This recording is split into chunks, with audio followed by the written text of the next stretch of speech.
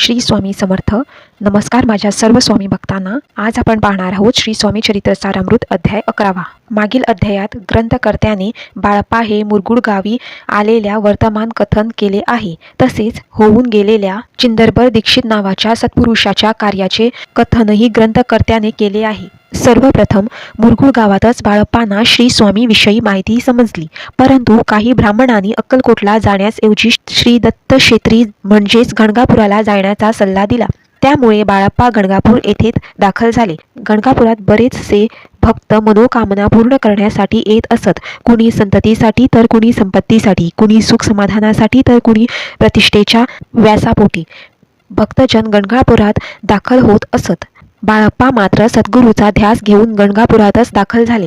गणगापुरात पोचल्यावर बाळप्पांनी स्वतःला दत्त सेवेत झोकून दिले. बाळप्पा नित्यस्तन, मध्यान्स्तन, संध्यावंदन करून नित्य नियमाने जपध्यान व नामस्मरण करीत आपला दिनक्रमांक चालू लागले आणि मधुकरी मागून आपला उदरनिवार करू लागले.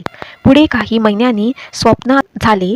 स्वप्नात 3 यतिमूर्ती समोर येऊन उभ्या ठाकल्या. आणखी पुढे 15 दिवसांनी पुन्हा एकदा स्वप्न झाले. स्वप्नात एका ब्राह्मणाने दर्शन दिले व अक्कलकोट येथे जाऊन श्री स्वामी सेवा करा असे सांगितले.